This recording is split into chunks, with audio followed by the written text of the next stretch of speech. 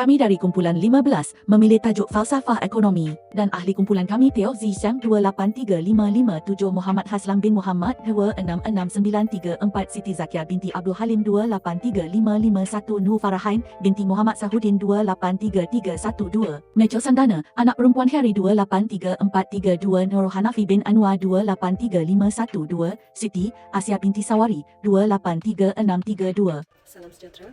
Nama saya Michelle Sandana. Nama matriks 283432. Pengenalan. Perkataan falsafah berasal daripada dua perkataan dalam bahasa Greek kuno, filosofia.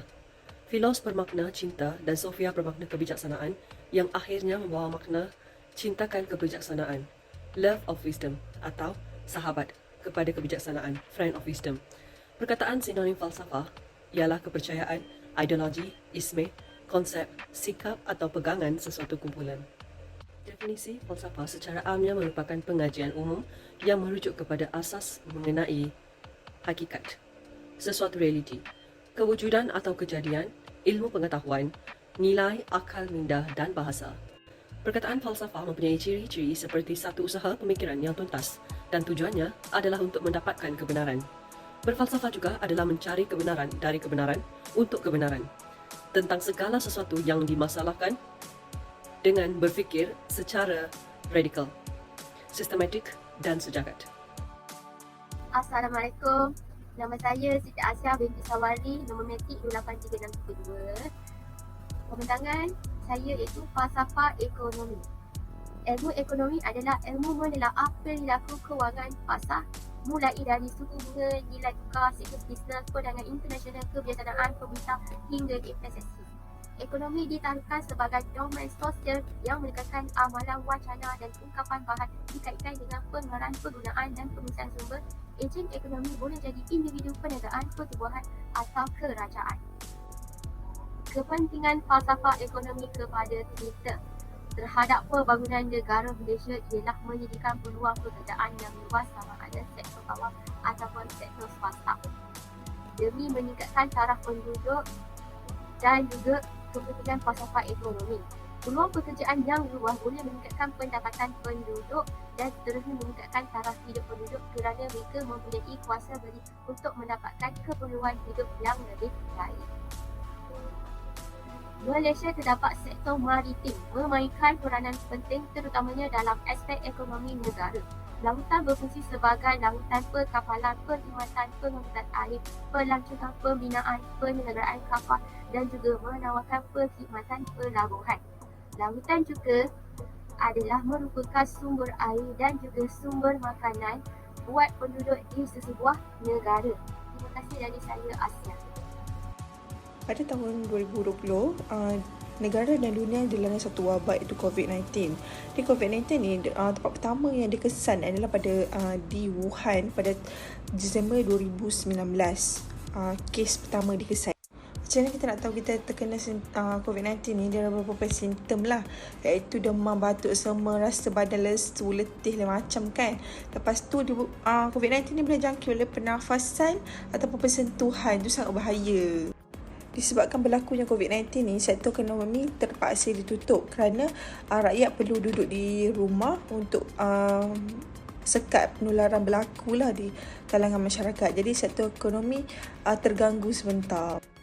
Jadi para majikan juga bergelut lah untuk supaya company ni dapat berjalan seperti biasa kan. Para majikan juga bergelut untuk memastikan kelangsungan company mereka lah untuk bertahan sepanjang berlakunya COVID-19.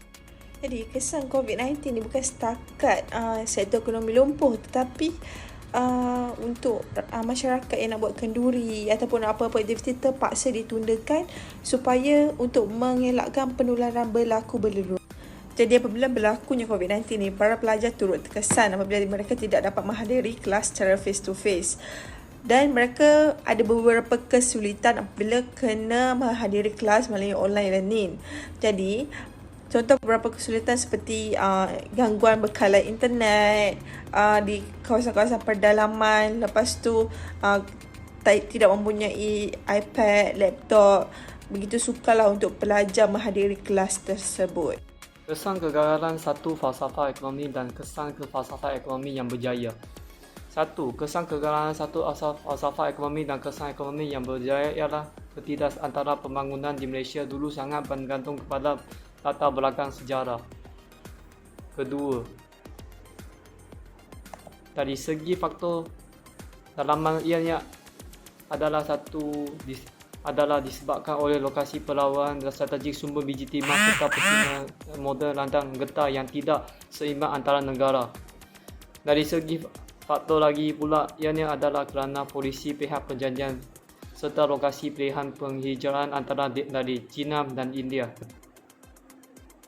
Pendekatan pembangunan pada zaman itu lebih kepada membangunkan satu kawasan yang terpilih yang mempunyai faedah berbanding yang tinggi. Selepas merdeka, kerajaan mendapat asli mendekatkan persembahan bebas. Yang 21, dasar ekonomi baru dirancangkan dengan tumpuan kepada keberhasilan ekonomi, penekanan kepada pembangunan luar bandar, pengurangan kemiskinan dan penyusunan semula masyarakat telah menjadi objektif utama pembangunan ekonomi negara. Tindakan kerajaan untuk memberi kestabilan pada ekonomi negara dari sudut swasta adalah mengurangkan kos dan pendekatan digital. Pakej rancangan ekonomi prihatin Malaysia pula ditubuhkan bagi melindungi ekonomi negara kerana kerajaan tidak dapat memungut cukai. Ini disebabkan perniagaan mengalami kerugian dan kerajaan perlu membantu rakyat bagi menampung perbelanjaan dan membiayai keperluan rakyat. Kerajaan membantu rakyat dengan mendorong usaha pihak industri, pihak perniagaan dan mereka yang bekerja dalam pelbagai sektor sama ada yang kecil, sederhana atau yang besar supaya dapat mempertahankan perniagaan serta mengelakkan pekerja yang dibuang kerja atau diberhentikan dan lain-lain lagi. Dalam pakej rancangan pula, pertambahan dalam subsidi upah ataupun cukai dapat membantu mengurangkan beban kewangan syarikat. Ia memudahkan aliran tunai perniagaan yang terjejas serta merangsang permintaan bagi perjalanan dan pelancongan dan juga membantu individu yang terjejas. Inisiatif lain yang kerajaan berikan adalah moratorium segala bentuk pinjaman pada bank. Kegiatan ekonomi negara telah dibuka semula secara berperingkat untuk memulihkan semula ekonomi negara supaya stabil seperti dahulu atau lebih baik dari sebelum ini. Seperti yang kita tahu, penjadilan dan penggunaan atas talian merupakan trend terkini dan berkembang pesat. Ini dapat menggalakkan lagi penggunaan e-dagang yang telah dilancarkan oleh kerajaan.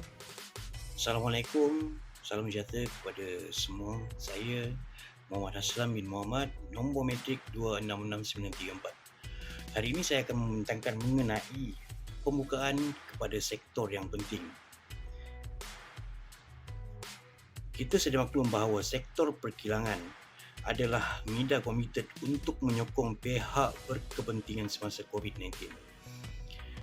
Program imunisasi industri perkongsian awam swasta COVID-19 PIKAS menyedari kepentingannya dalam menyokong rangkaian bekalan produk dan perkhidmatan, utama MITI mempercepatkan pencapaian imuniti kumpulan PIKAS untuk menyelaraskan imunisasi pekerjaan pengeluaran. Bagi sektor pertanian, kemudahan kredit yang disediakan melalui program pinjaman pertanian, makanan dan mikro kreditkan Bangko Simpanan Nasional BSN dapat mengurangkan masalah mudah tunai dihadapi oleh perusahaan kecil dan sederhana ataupun dikenali sebagai PKS. Bagi sektor pelancongan, kerajaan negeri melalui Tourism Selangor bersedia untuk menggiatkan semula sektor pelancongan di negeri Selangor dengan memperkenalkan sokongan atau inisiatif yang lebih digunakan oleh kebanyakan pemain industri pelancongan di negeri Selangor. Sekian, terima kasih daripada saya. Kesimpulannya, ramai pihak yang terlibat dalam usaha membangunkan ekonomi negara. Maklumat mengenai risiko jangkitan dan langkah kawalan harus disampaikan kepada seluruh penduduk melalui rangkaian media dan sosial. Semasa penularan wabak COVID-19, tidak semua sektor ekonomi boleh beroperasi kecuali perkhidmatan pembuatan boleh beroperasi dalam tempoh tersebut seperti pertanian, perikanan, peternakan, peladangan, komoditi, perdagangan dan pengedaran. Industri dalam Malaysia haruslah mengikut SOP dan arahan yang telah diberikan oleh kerajaan dalam tempoh-tempoh tertentu dalam mengurangkan wabak kes COVID-19 ini. Ini juga supaya ekonomi negara dapat distabilkan. Kesemua badan kerajaan dan badan swasta serta juga rakyat Malaysia haruslah bersepakat memulihkan keadaan dan ekonomi negara. Sekian, terima kasih.